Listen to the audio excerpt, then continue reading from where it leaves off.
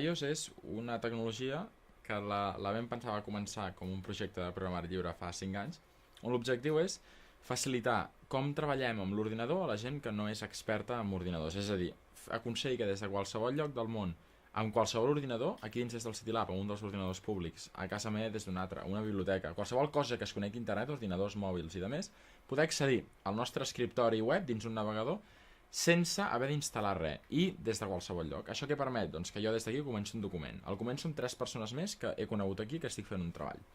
Me'n vaig a la universitat, a la feina, a casa. Des de qualsevol ordinador accedeixo a aquest mateix treball i el continuo.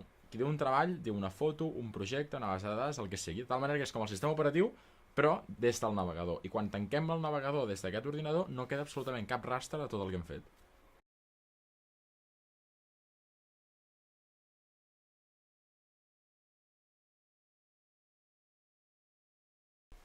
Home, jo diria que segurament si no hagués sigut programari lliure ara no existiria. És a dir, evidentment és el que és a iOS gràcies a que és programari lliure, per una raó molt senzilla, que és que tot el que hem aconseguit ho hem fet gràcies a una comunitat que ara té més de 20.000 persones que hi treballen per millorar iOS en més de 70 països, que activament ha anat col·laborant, ha anat traduint, ha anat millorant la plataforma per ficar on estem. Quan diuen que competim amb grans multinacionals no som les 30 persones que treballem a Barcelona a l'empresa, sinó som les més de 20.000, on aquestes 30 i som part d'aquestes 20.000, que bàsicament quan surt qualsevol competència doncs estem allà competint i lluitant doncs, per mantenir el nostre lideratge en el camp dels web desktops. O sigui, definitivament el fet de ser programari lliure el que facilita és que projectes que comencen des d'aquí, és a dir, des de qualsevol lloc fora de Silicon Valley on hi ha certes ajudes o de l'entorn hi ha ajuda, doncs qualsevol projecte que comenci des d'aquí, si és programari lliure, és una facilitat molt gran a que trenqui totes les fronteres. El nostre cas és un exemple, però n'hi ha més.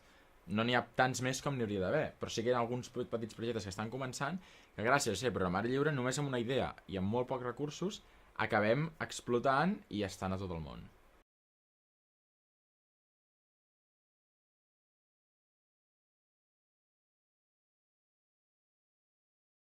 Nosaltres volem ser un exemple de que això, de que amb el programari lliure es pot viure, que el programari lliure, més enllà d'una part ètica molt important, és un model de negoci. Nosaltres no som el viu exemple aquí, però n'hi ha molts més. És a dir, no hem inventat res en aquest camp.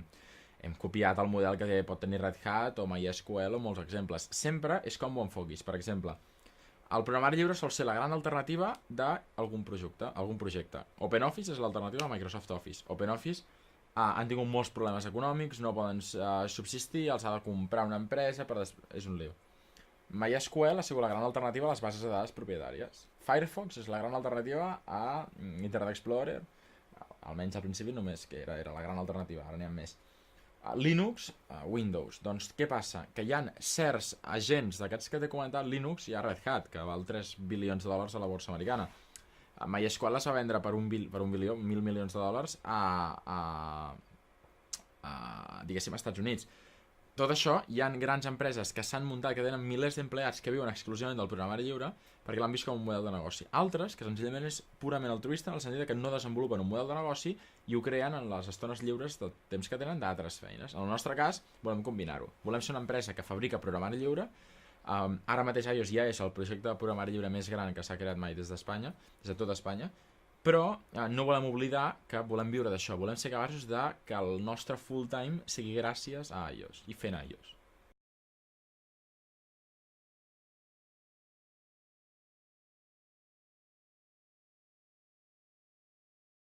Jo crec que ser autodidacta és possible però difícil. És a dir, molts cops la gent es confon en el sentit de que, almenys és la meva manera de veure-ho, potser m'equivoco, de que si bé és possible formar-te exclusivament en mitjans gratuïts a través d'internet, no s'ha d'instal·lar una metodologia, te l'has de posar tu mateix.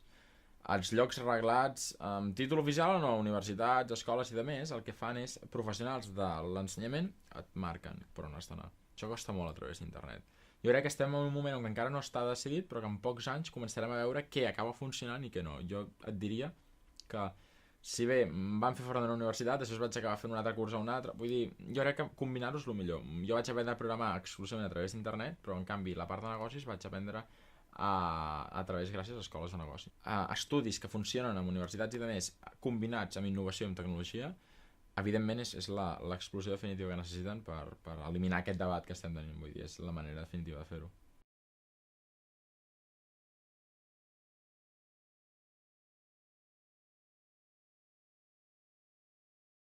Jo crec que a Espanya el que li falta perquè pugui esclatar com a agent innovador dins d'Europa és que la gent s'ho cregui. Jo no diria que és ni economia, ni que no en rescatin o no en rescatin la Unió Europea, tot això és un altre debat. L'únic que fa falta és que la gent s'ho cregui, que les persones que tinguin una idea la posin en marxa. Potser dedicant mitja hora al dia o potser dedicant 2 dies a la setmana, però vagin fent, mica en mica vagin fent, quedin els diumenges a la tarda, vagin desenvolupant-la entre amics i això acabi sent una petita empresa que creïn o un projecte o no acabi sent res. Si la gent s'ho creu, començaran a fer. Però la crisi no ens traurà ni una multinacional ni un govern, serà la gent. El que t'he dit, mils de persones començant petites coses, només que el 5% funcioni, hem aixecat l'economia en un 15%.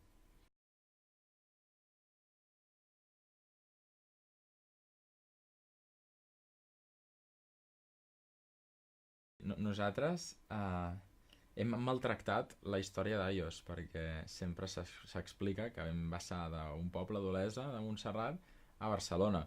Entre una cosa i l'altra va haver més d'un any al City Lab, al box 8 de la planta 1, on es va desenvolupar tot. És a dir, nosaltres aquí al City Lab hem portat clients, hem portat gent de fora, hem fet 10.000 reunions, hem pres decisions que han acabat sent bones i dolentes per a ells. Vull dir, realment, jo crec que el City Lab pot tenir una importància brutal a la societat quan entengui que el City Lab no és un viver de projectes, que és una manera diferent de tractar la innovació des d'un centre que s'ha quedat exclusivament per això. Perquè de vivers n'hi ha molts, de projectes com el City Lab n'hi ha molt pocs. Llavors això s'ha de destacar, s'ha de veure. Molta gent em compara el City Lab amb altres vivers i dic és que no, és que és un debat totalment diferent. No vam anar al City Lab com un viver, no al City Lab com una manera d'arrencar, de conèixer, de créixer, gent que vam conèixer aquí i que la vam conèixer perquè estàvem aquí, no perquè ho provocàvem, després hem acabat fent negoci.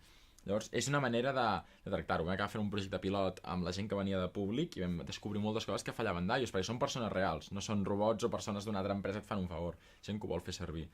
Llavors, l'experiència jo la resumiria en que el City Lab pot ser un agent molt i molt important en l'etapa d'una empresa quan ja la idea està més o menys establerta. No és super inicial i tampoc final. És a dir, quan la idea ja més o menys te l'has muntat i tens clar que t'hi vols dedicar, el City Lab et pot passar de 10 a 80 molt ràpidament. És a dir, que tu has de fer de 1 a 10 sol, perquè has de començar tu, i de 10 a 80 el City Lab. I després, al final, quan et fas massa gran, l'obligació que tens és precisament deixar que vingui un altre i continuï. Nosaltres, jo recordo que al final, amb un box que teníem aquí, que semblava petit, vam acabar fent una de coses, perquè no és el box, és el box, les sales de reunions, les capacitats, el conèixer, el baixar baix, vull dir, increïble, i que la gent ho venia i deia, però si teniu molt pocs metres, i que és que t'equivoques, o sigui, no és l'oficina, la porta de l'oficina mai està tancada, i bueno, d'aquí va sortir iOS, i el que és avui.